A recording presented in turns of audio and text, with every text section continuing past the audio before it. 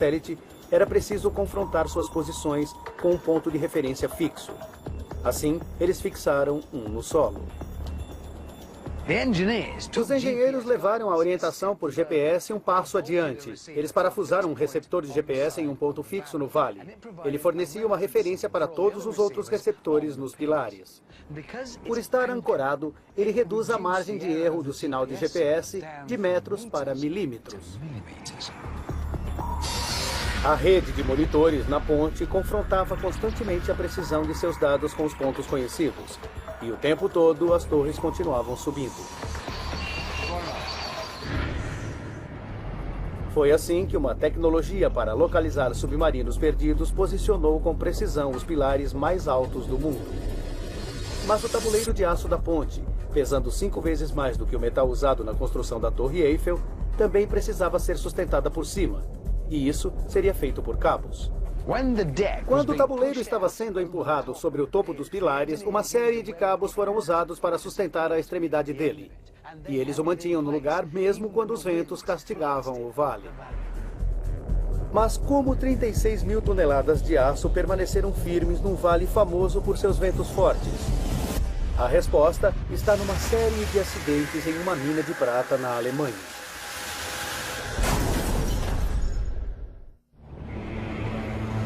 No inverno e no início da primavera, o clima europeu fica de cabeça para baixo. A baixa pressão do Mediterrâneo suga ar frio do norte até o sul da França.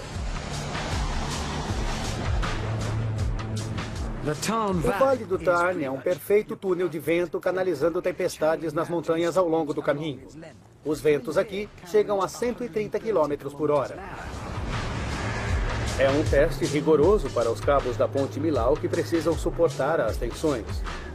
Mas eles só existem por causa de uma série de acidentes em minas.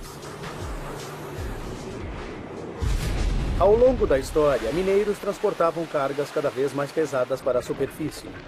Mas isso gerava tensões perigosas nas cordas e polias tradicionalmente usadas. O homem faz cordas desde o primórdio dos tempos e, dependendo de onde se vivia, era possível escolher entre uma grande variedade de plantas para isso. Na Ásia, um parente da bananeira era usado para fazer manila. E em boa parte da Europa, a cannabis, parente desta planta aqui, era usada para fazer cânhamo, entre outras coisas.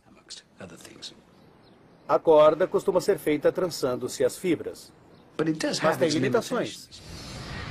Para conhecer as limitações da corda, decidi romper algumas delas.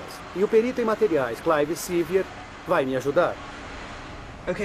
Muito bem, Richard. O que temos aqui é uma prensa hidráulica com um medidor de carga. Sim, certo. Então vai puxar aqui? Sim. E isto? Isso vai nos dizer a força que está suportando. E essa é uma corda que era usada nas minas de prata e por toda parte. Eu vou ligar a máquina apertando o grande botão verde. Aumentando a tensão. A corda começou a esticar. Esta é uma corda de cânhamo de 10 milímetros, quase da espessura do meu dedo mínimo. Estamos aumentando a carga. Chegamos a 30 quilos. 30? A corda está esticando bastante. Chegamos a 100 quilos. 200. Agora temos 260 quilos. Chegando aos 300 quilos. Está esticando. Ah, aí está. Veja só, a corda não se rompe de uma vez. As fibras vão rompendo aos poucos. Ela ainda suporta alguma carga, até que no fim, as últimas fibras se rompem. Olha só, e arrebentou de vez. Veja, 640 quilos. São quase 2/3 de uma tonelada. Então o modo como ela rompe é útil, Isso mesmo. mas o peso com que rompe não é tão bom. A corda se rompe aos poucos. Um fio se rompe, mas o resto da corda ainda sustenta parte da carga e não cede. Vamos então testar alguma coisa mais forte. Isso mesmo. Para aumentar a produtividade, os mineiros precisavam transportar cargas maiores e começaram a procurar alguma coisa mais forte do que a corda. Por isso surgiram alternativas como a corrente metálica. O problema é que, comparada à corda, a corrente de metal tem um jeito feio de se romper. Agora vou testar uma corrente de metal de 10 milímetros, o mesmo diâmetro da corda que partimos. vou filmar em câmera lenta enquanto uso água de um caminhão de bombeiros para aumentar aos poucos o peso em uma caçamba metálica. Podemos encher? Sim, vamos lá.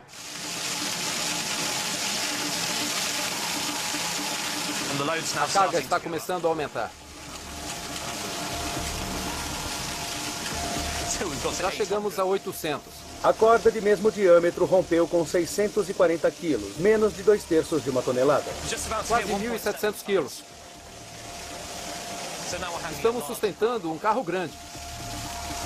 A corrente tem uma resistência nominal de 2,5 toneladas, mas já chegamos a 3,5 toneladas e ela continua resistindo. Mas a água está acabando. Temos mais 1 minuto de água. Ou seja, aquela corrente é forte demais. É. Muito bem, obrigado. Caramba! Ou talvez não. 3.790. Assim como nas minas, a corrente suporta uma carga muito maior do que a corda, mas ela se rompe de forma violenta e sem aviso. Lá vai! É perfeito. É bem no contato entre os elos. Ela parte onde faz a curva. Em que velocidade vocês gravaram? 2.000 frames por segundo. Então isso quebrou em menos de 5 milissegundos. Sim, Não houve qualquer aviso. isso mesmo. Instantâneo. Ah, você tem o culpado. Achamos o elo aqui na água. Pode ver onde falhou. Isso significa que existe um ponto fraco e inerente ao formato da corrente.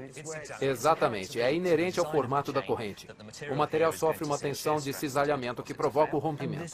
Essa tensão de cisalhamento, toda corrente tem essa fraqueza? Sim, toda corrente terá essa fraqueza nesse ponto. E isso provoca mortes numa mina. Sim, Uma sim. falha tão catastrófica e tão rápida. Sim, O que fazer? essa é a questão. Foi então que surgiu uma grande invenção numa mina de prata na Alemanha. Em 1829, Wilhelm Albert, diretor de uma mina de prata em Clausthal, tendo visto correntes romperem sem aviso, decidiu reconsiderar os méritos da corda. Para retirar grandes cargas de prata de dentro da mina, seria preciso algo que combinasse a estrutura da corda com a força do metal. Wilhelm Albert encontrou a solução. Ele enrolou fios de metal formando uma corda de metal, o primeiro cabo do mundo. Para provar que Wilhelm tinha razão, testamos um cabo. Não foi surpresa quando a caçamba rapidamente transbordou. O cabo, embora tenha o mesmo diâmetro que a corrente, suporta facilmente 800 quilos a mais, e muito mais que 4.000 quilos, ou seja, mais que a corda. É o melhor dos dois mundos. Ao torcer os fios metálicos, como numa corda, o cabo fica extremamente forte, e quando arrebenta, avisa claramente, assim como faz a corda.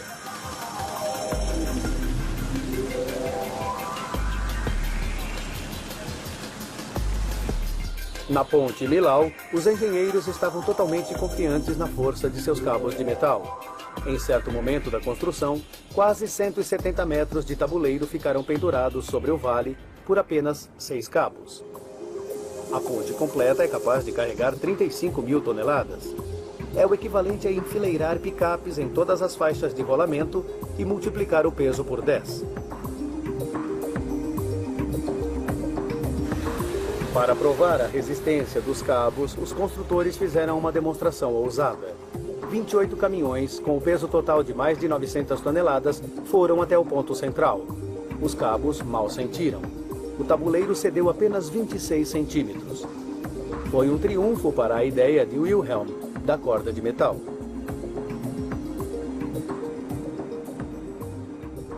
Mas há um detalhe interessante aqui em Millau. A ponte é feita para durar 120 anos. Mas, obviamente, um cabo centenário não é tão forte quanto um novo. Mas se a ponte é sustentada por cabos, como substituí-los sem deixar a ponte cair? A resposta para isso está na própria fabricação do cabo.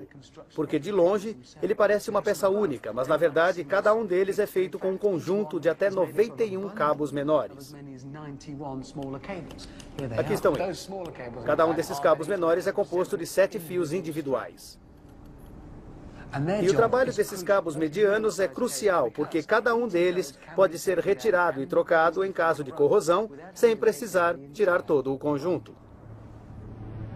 Motivada por acidentes em minas de prata há mais de 180 anos, a ideia de fazer uma corda com fios metálicos tornou possível a construção da magnífica Ponte Millau. Mas a ponte ainda cairia no escorchante calor do verão, sem uma solução inspirada nos antigos construtores de barcos celtas.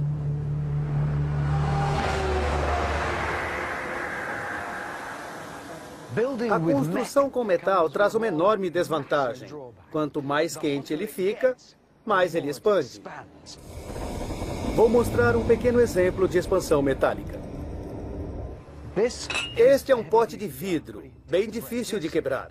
Este é um cilindro metálico. Eu vou encaixar o pote no cilindro, vou aplicar calor, e vocês devem imaginar o que vai acontecer se eu aquecer o cilindro e expandir o metal. Se aquecermos o metal, ele expande. Isso se torna um problema se ele estiver encaixado em um material muito menos flexível. Neste caso, o vidro. E enquanto esperamos que algo aconteça, vale a pena pensar onde mais podemos achar uma grande quantidade de metal interagindo com um material que não gosta de se dobrar.